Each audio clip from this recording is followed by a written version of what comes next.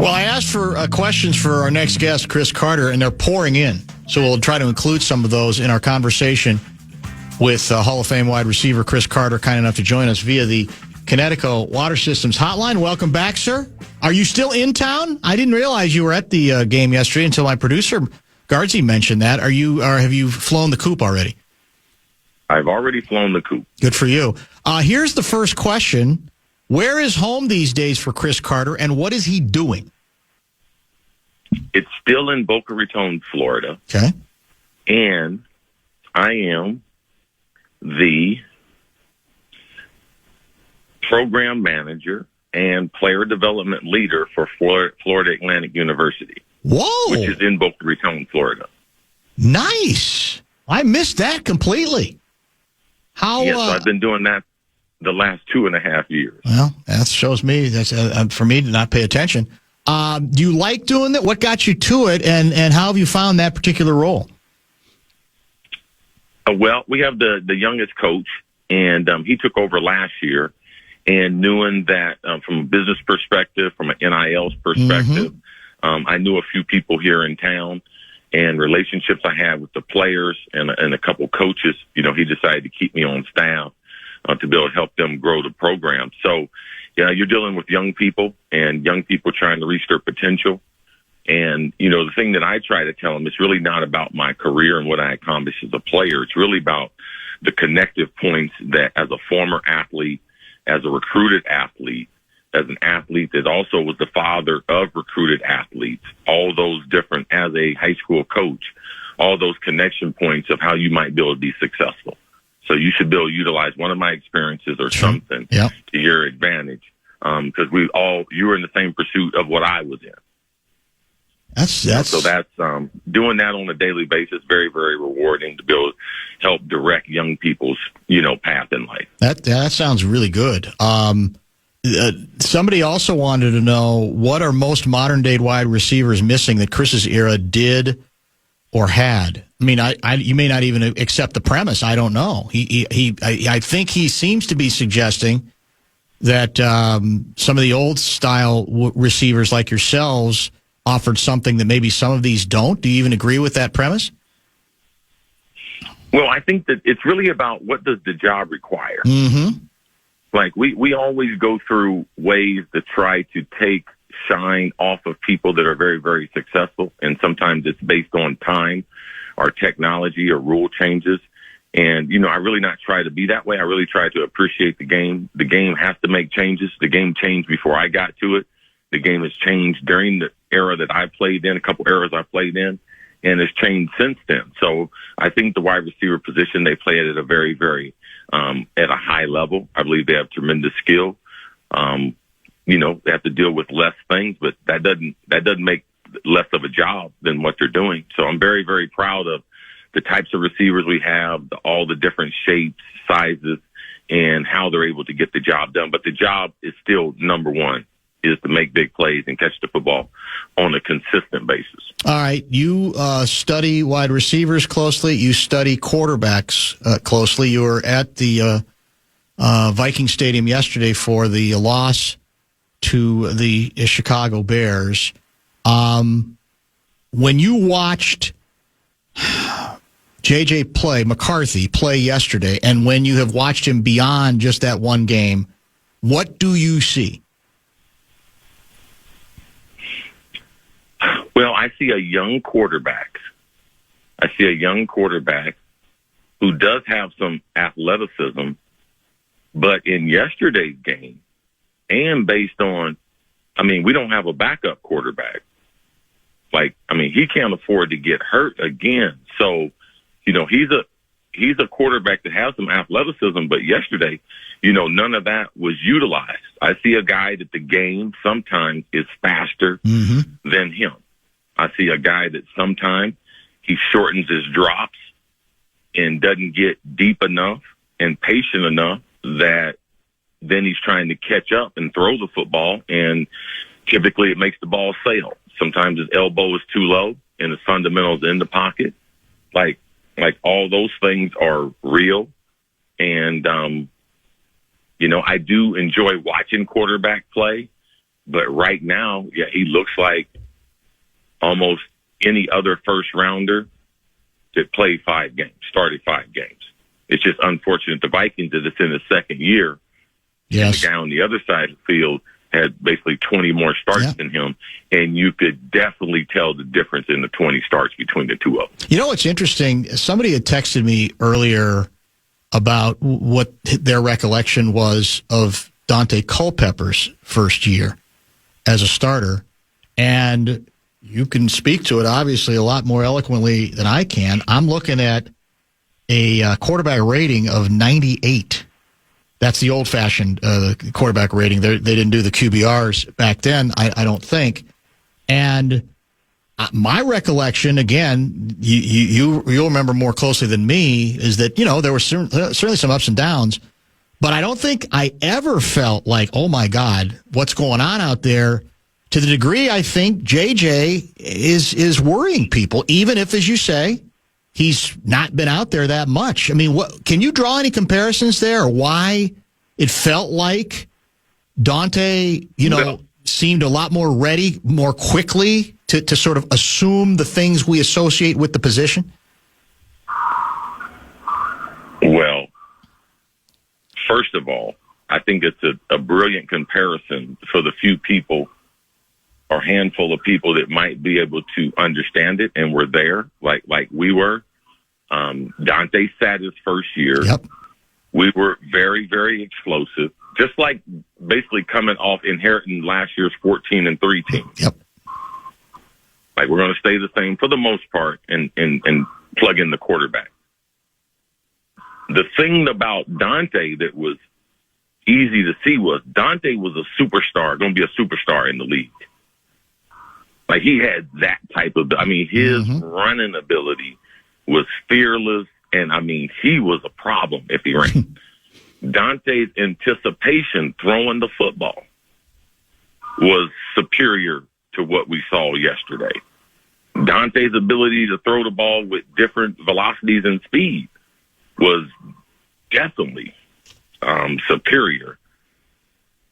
And, by the way, in that first year, there was 2 guys by the name of Moss and Carter.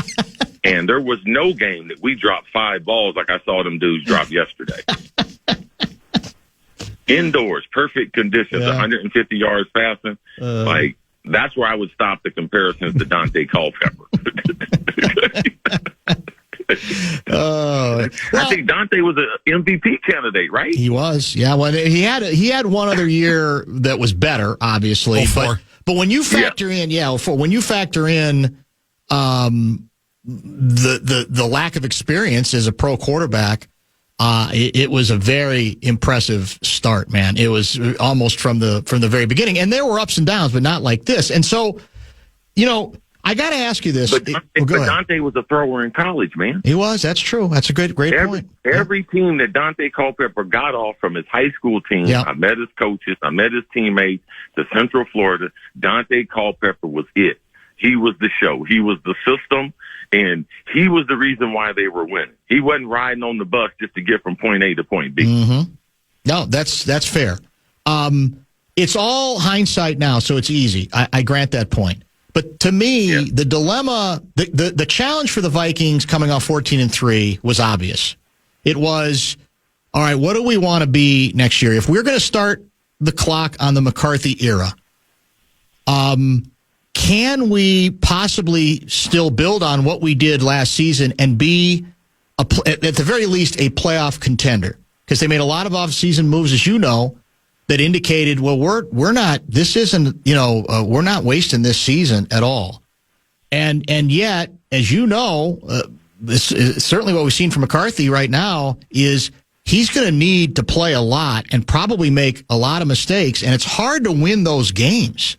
So if you look at the talent on the team and look at what they came off of, might they have been better served saying, we know the clock's running, but JJ, we might need you to sit another year, or we're going to have, we're going to open it up a little bit.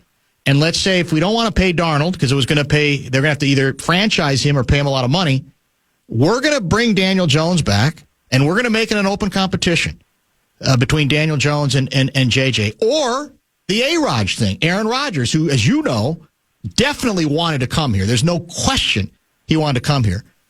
Would the team and even JJ have been better served if they put this thing off a week to see, well, let's see if we still we got a lot of good players on this team. Let's see if we can take another step after 14-3 next year and actually maybe even win a playoff game or make a little bit of a run. What do you think? No, the kid is not better off served sitting any more time. All right?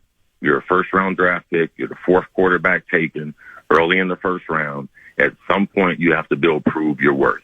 All right? And you have to prove their decisions to be right or to be wrong. You can't just keep pushing it off to the future. That's not the way to do business. And they couldn't fortify their offensive and defensive line and pay them the money if they decide to bring back one of those other quarterbacks. Mm-hmm. And no, you can't bring Aaron Rodgers into the Vikings. We did the Brett Favre thing. It almost got us there. Yes. No. I think you did. Brett was playing at a higher level than That's true. Aaron. Yep. I think you actually made that point before. We had Adrian Peterson. Yeah. So the combination of being able to run the ball and the play action with Brett, I mean, that offensive line we had last year, they couldn't protect Sam. They wouldn't have been able to protect A-Rod. Mm-hmm. So it's not that I don't like him as a quarterback. I think from a business perspective and the way the team is built, they had some players that they wanted to go out and give a little money to because they had been loyal to him and they had really developed. They were bringing in a little bit of new blood, but the guys on the offense and defensive line, and unfortunately, the injury with Ryan Kelly, because that's really set the offense back. Yep, the center. Because he's a really a blue chip player, and he comes with a mentality.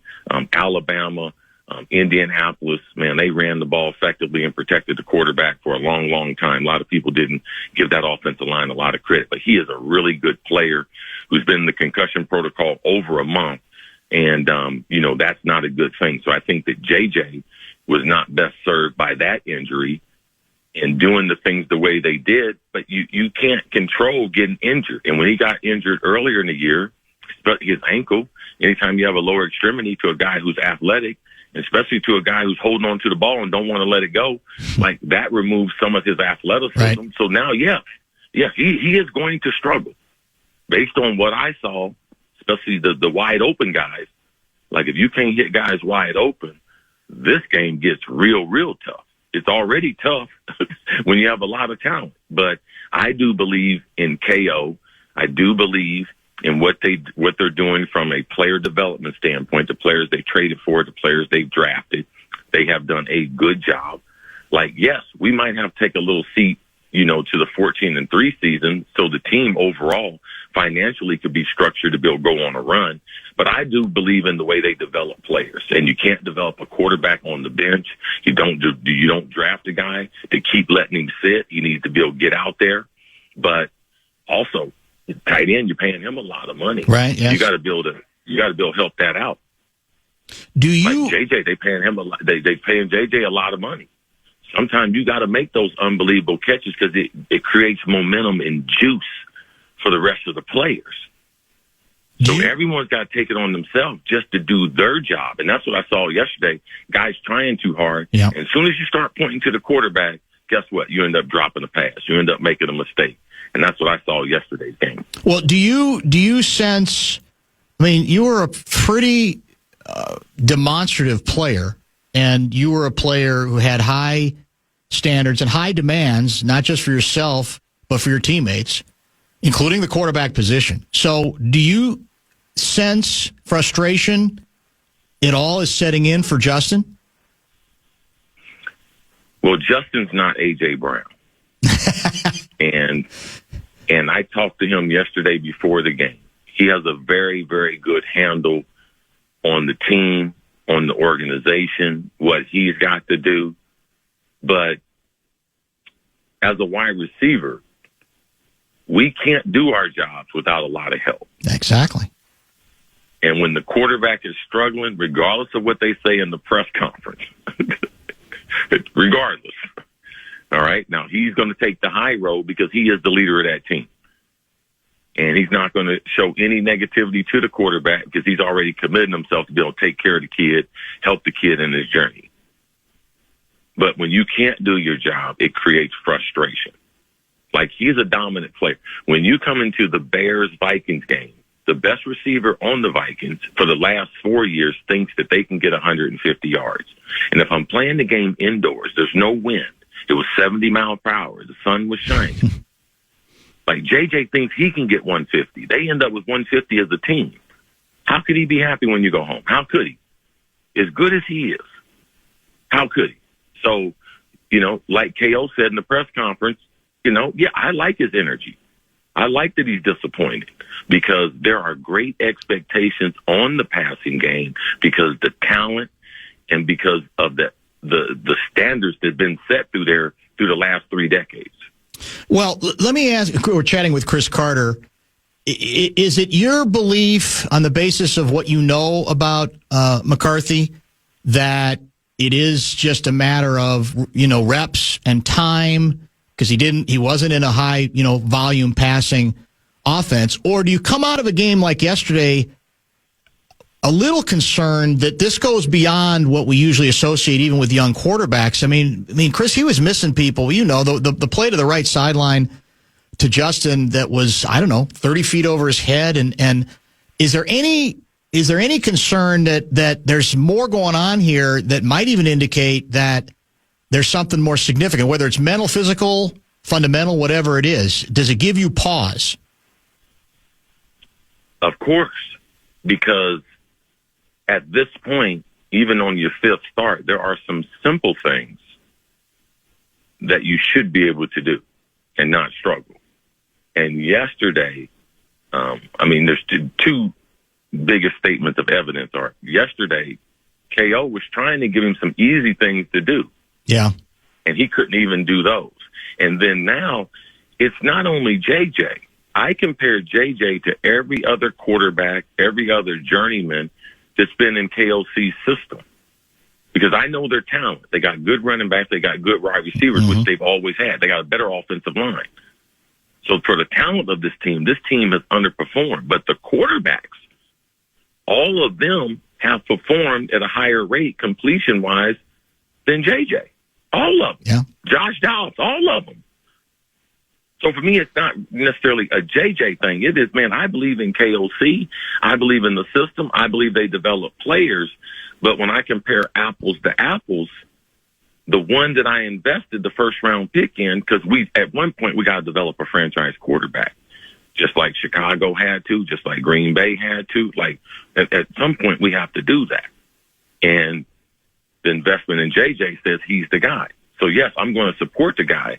But along the way, I'm going to be gathering evidence and facts. I'm not going to be blind to the information. Because regardless of what anybody says, friend or foe, this is a results-oriented business.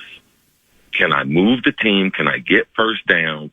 Can I have more than 55 plays in a game? Can I have more than 150 yards? Because if that is the case, we're not going to be very, very good offensively.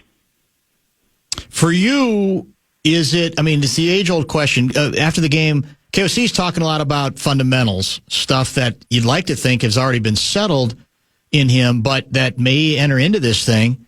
Other people wonder whether, he is pressing. It becomes mental, because obviously he does not want to make some of those throws. So is it, in your mind, do you see fundamental mistakes that he's making in terms of footwork, follow through, that sort of thing, the mechanics, or is it more the mental side of it? Well, when you listen to KOC's press conference, today's, and he talks about it, and he talks about the speed of the game. He talks about sometimes climbing in the pocket and sometimes him not standing tall with some of the batted passes. I don't like to get into too much commentary as far as those fundamentals. I like to repeat what another expert said, because people are, he's a wide receiver. What does he know about quarterbacks? Well, a hell of a lot more than you. But I try to get the information from the people, and that's what KOC talked about. He talked about the fundamentals. He talked about only having 5 starts. He mentioned that. Like, that plays a role. But the good players, the game slows down. Yes. The game has not slowed down for him. Like at some point, the game will slow down, or at some point, he won't be that good. One of those two things is going to happen.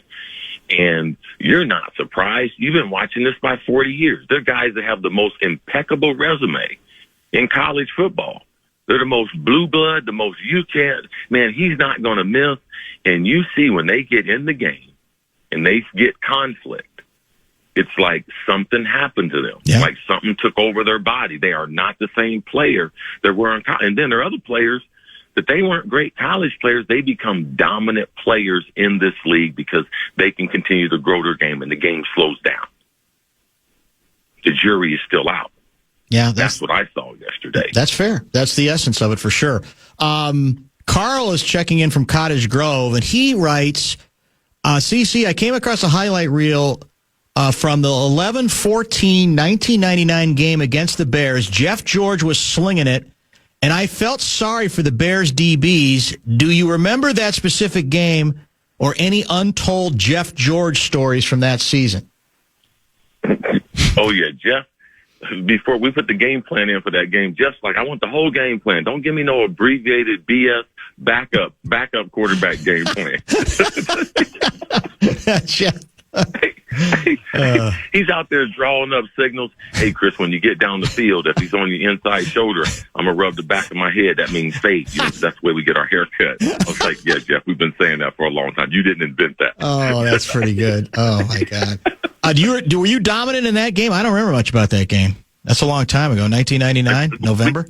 We had to spread it around that game. Okay. But, I've had a lot of good games against Chicago. Yeah, I thanked the fans yesterday because they played the recap of my overtime walk-off against Chicago. Oh, yes. And so the Bears fans were booing. I was like, thank you, man. I thank you guys because I wouldn't be in the Hall of Fame without the Bears fans.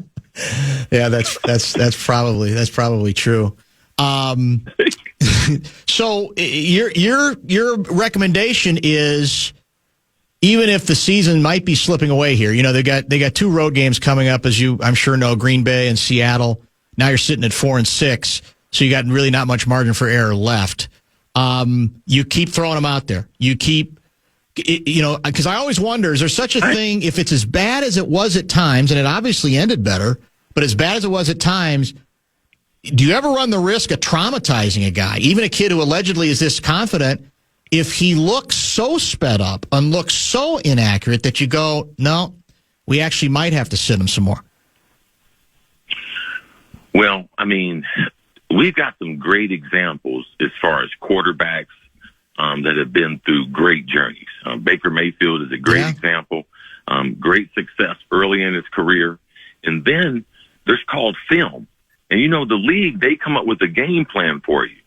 So even after you have success early, ask C.J. Stroud in Houston, like the league adjusts to you. So then your struggle might not be at the beginning. Geno Smith, second-round pick. He goes out, ends up having success in Seattle. After, being somewhere where people, he couldn't become the franchise quarterback there. Sam Darnold, excellent transition. Indianapolis, Danny Dimes. So there's a lot of different ways that you can mature. You hope he does it on your watch, on that first rookie contract. But this is what he signed up for. This is what you go to IMG for. This is what you go to Michigan for. No. Now, if we had a different option at backup, do I believe after seeing Bryce and them doing the reset there in Charlotte, but we didn't know if that would work. That reset they did on Bryce, it's really helped that team. They're in a position this year, after benching him last year, that they're our playoff team. That's true. So once you make that investment, you at least have to give the kid 3 years, especially with the injury, with one being canceled. Now you have to give the guy this now. If he ends up getting hurt again, now it's going to be an issue. And I would still look at bringing in definitely a veteran backup. I'm with you. Yep. Next year. Yes. 100%. I'm definitely going to do it. I have to do that. I have to do that for the team. And that's what they did last year in Sam Darnold in his rookie year. I do the same thing again. Yeah, I think that's a great point. Well, you're hurting the feelings of Gopher fans who, are big believers in Max Brosmer, the Gopher quarterback last year, as the backup. So I'm just saying, be careful, because they're very sensitive to the issue of you not saying that they have an established backup quarterback. No problem. No problem. I'm sure they wanted to put him in yesterday. Some of them did. The Bears. Chris, some of them did. Believe me. I'm not kidding. They said it under their breath. Well, that bit. The bit is, you don't. The backup is always the wart-free guy, right? Because you don't associate any mistakes because he hasn't played. So you make the assumption that why not just throw him out there?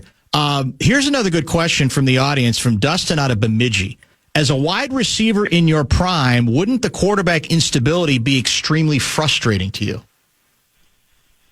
Well, you don't know my career. I made the Pro Bowl with 5 different quarterbacks, 8 different times. That was my career. Yes. Like, we didn't have any consistency. Like, we had to make the quarterback work. That's right. Whoever it was. So I just don't believe in making excuses. Well, have you mentioned that to JJ? Have you mentioned that to Justin? Because you're exactly right. I mean, everybody talks about the number of quarterbacks he's gone through. You went through more than that. Yeah, it's the same deal. Yeah. But you got the bread. You're getting all the credit.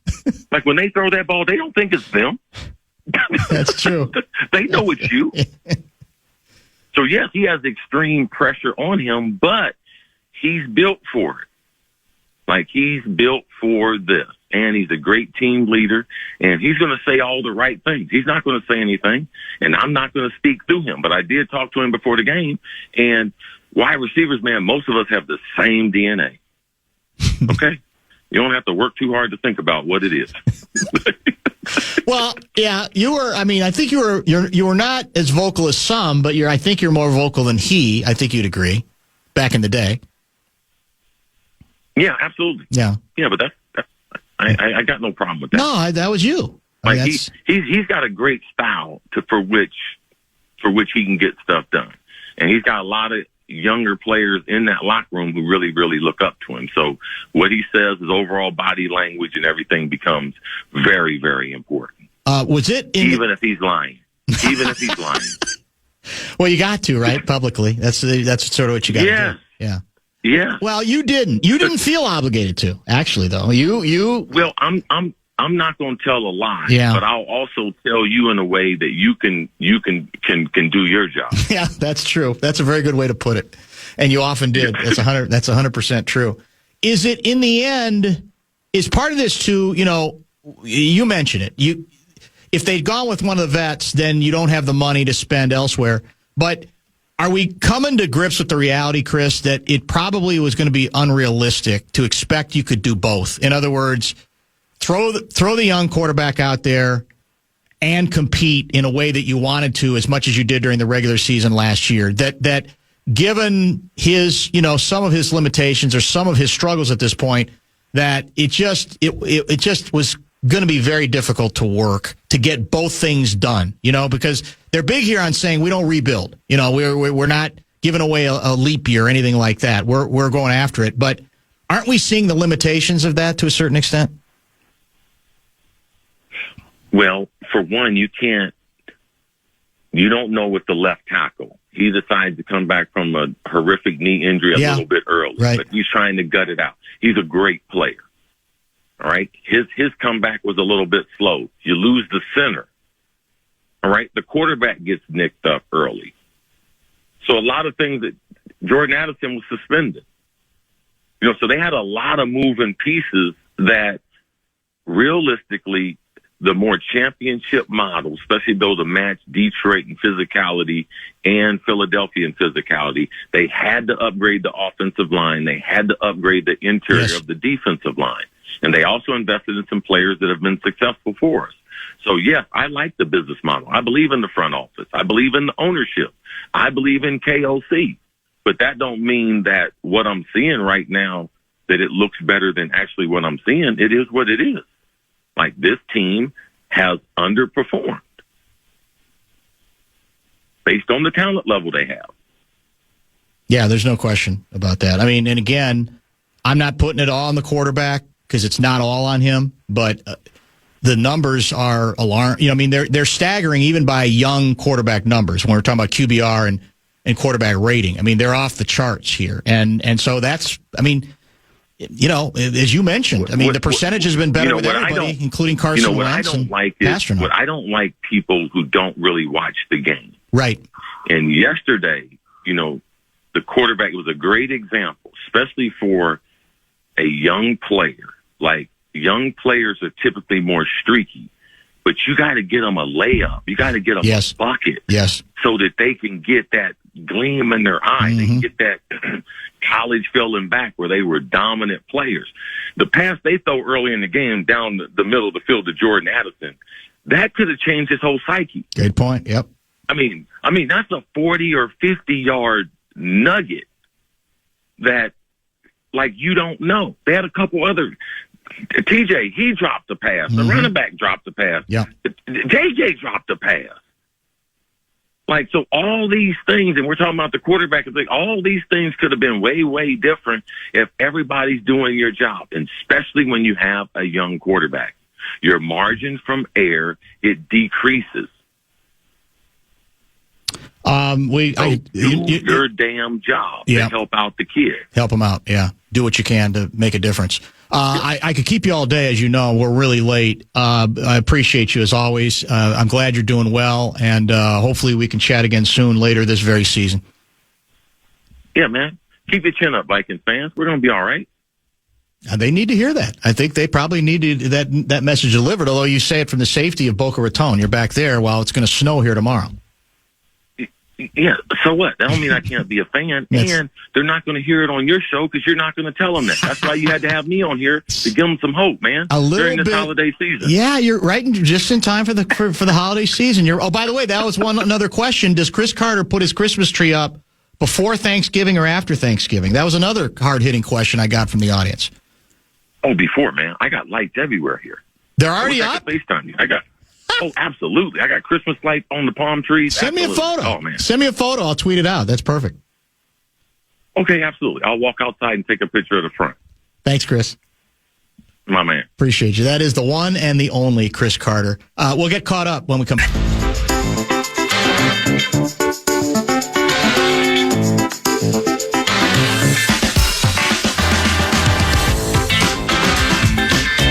I can't think of a better follow-up to our conversation with Cris Carter than this particular Vikings talking point. We call it Wild High and Wild Low. McCarthy, play action, straight drop. Deep one, left side, incomplete to Addison, who scorched Nashawn Wright. Bad pass by JJ McCarthy. That should have been a big hit. Absolutely right. It was a deep over route, and he got some space between he and Nashawn Wright, and that thing was just thrown a little bit short. So something to keep an eye on, Paul. That should have been a big completion right there. That's got to upset Kevin O'Connell. Scheme it open. Addison gets open at about the 25 of the Bears. McCarthy misfires. Minnesota 2 of 2 on third down. McCarthy shotgun, 5-man rush, pass left, incomplete to Jefferson. And McCarthy was hit shortly after he threw it. Justin heads to the sideline knowing it should have been a first down. It was just another off-target, too hard JJ McCarthy pass. Yeah, it was thrown behind him in his back shoulder. So that's 2 inaccurate passes that we've seen already in this first series, and that doesn't bode well. I know he has some issues with the hand. Not exactly sure what. Pistol formation, McCarthy, short shot, play action. Nice blitz pickup by Aaron Jones. Pass right intercepted. Kevin Byard III with his 5th pick this year. He heads to the right to the 40, 35-30, and he's out of bounds on the Bears bench side of the equation at the 18. For JJ McCarthy, he has thrown 7 interceptions this year, and that one just kind of hung up there like a center fielder waiting for the ball to come down. Byard got the pick. Well, Byard, really just baited J.J. McCarthy. Now it's 3rd and 7 from their own 33. McCarthy shotgun takes the snap. Here comes a blitz picked up by C.J. Ham. Pass right, incomplete. I know it's his 5th start, and I know experience is required. I don't even know how to explain what just happened. That was 10 feet over the head of Justin Jefferson, who, by the way, was wide open for a first down. Yeah, it would have been. He was shooting to the sideline, and the play was there. It was open, and just threw it over his head. Cris Carter catches that ball. Which one? All of them? The last one. Doesn't matter if it's 10 feet high. Oh. You find a way. He just elevate. You got both feet in? There's no question about that. Yeah, that's a good Boston Carter ain't dropping no 5 balls. How about that? It was the best. He is still competitive. It's so great. Well, that sort of sizes it up on the downside, right? There was obviously a great drive late, but there were some moments where you go, whoa. And I think you even got from Cris, I think Carter is like, you got to play him. But I did sense a little bit of concern creeping in regarding the level of inaccuracy in this game. And again, the kids don't remember. Dante Culpepper's first season was not perfect, but it was nothing like this from the very beginning. It was nothing like this. They went to an NFC title game that year. Ended up badly. 41 donut. 41 donut. But yeah, that was his, again, same as JJ. He sat for a year, and this was his second year, but the first time really playing in anything that mattered. And people have no recollection of it, but and because right now they don't want to have a recollection of it because it would make it even more alarming what's going on right now. Let's pause, get caught up, and more talking points when we return. Time now for the Vikings Report on the Fan, presented by Miller Lite. Vikings wide receiver Adam Thielen joins Dan Barrero next.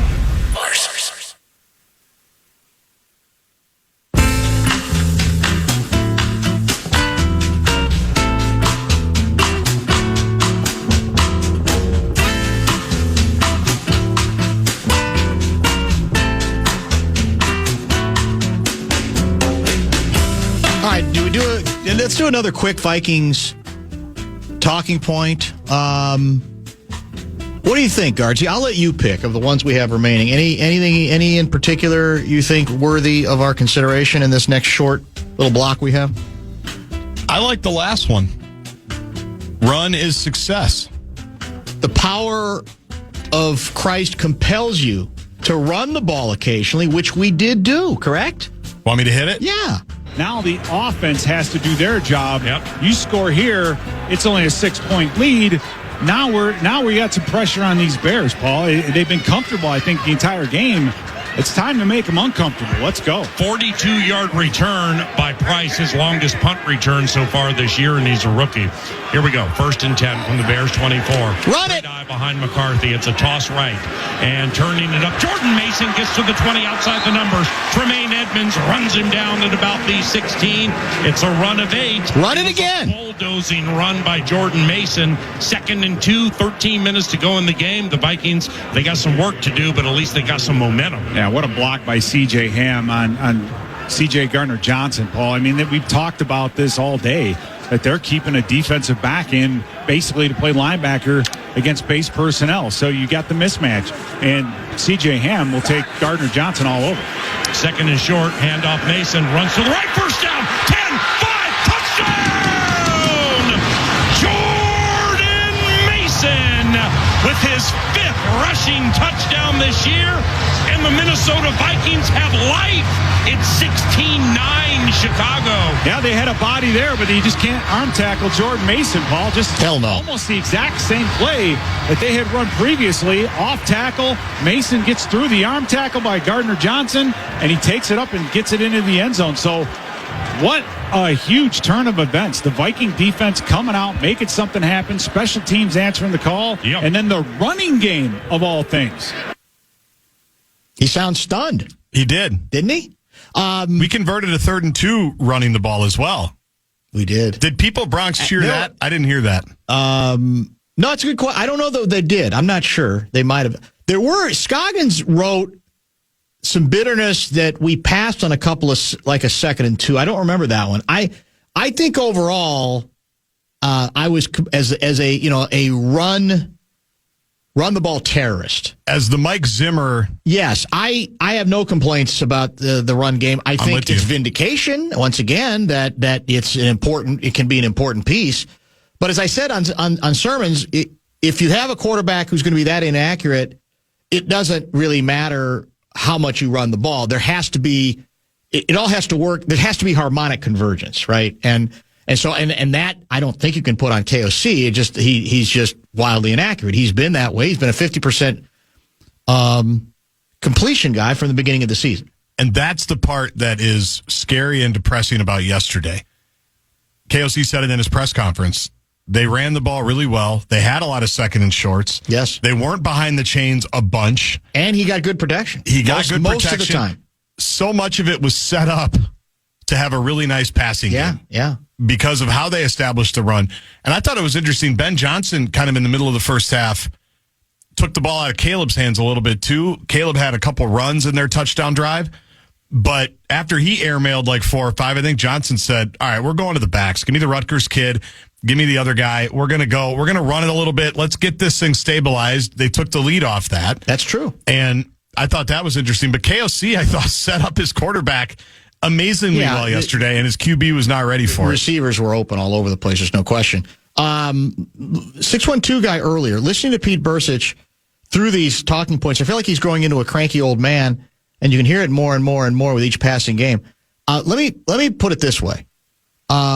If that's what you define as a cranky old man, I'll raise my hand and endorse, because I don't think Peter Burcich sounds like anything but a hell of a radio analyst. I don't think if he's cranky, it's not a matter of cranky. It's him evaluating what he sees, exactly, which right. is he's paid to do. So if in your mind that defines cranky, then I'm not sure again what you want. It's not like PA and Burcich are afraid to cheer when things are going well, but if they're not going well in a game, Burcich isn't going to lie to you. So I love his radio analysis. I can't. Half the reason we do Talking Points, brought to you by Federated Insurance, by the way, we appreciate their support, is the reaction. It's one of my favorite parts. It's a lot of times, as you know, I don't know it because I'm watching it on TV. Yeah. So I'm amused because you know what's coming and I don't, and it's part of the fun. But he ain't cranky at all. What's he supposed to say? Well, he is cranky, but it's earned crankiness. It's cranky in terms of performance. Right. It's not like he's just waking up wanting to hammer everybody. No, and what bothers him the most, I think, should bother everybody. Yes. The sloppiness. Yes. Where they're running guys out late on the punt, where guys are dropping the ball, where JJ's airmailing it. Sorry. He's a coach and a player. He doesn't like the sloppiness. Dan, your criticisms of JJ are factual, but it almost seems like you're enjoying seeing him struggle and mocking the fans who support McCarthy. Do you have some vendetta against McCarthy? That's from Kyle. Kyle, keep that between you and me. Yeah, I'm out to get the guy I celebrated when the Vikings drafted him. Vendetta against JJ McCarthy. If he looks like Josh Freeman, it's not my fault. If he looks nothing like Dante Culpepper in his first year, his second year with the team, that's not my fault either.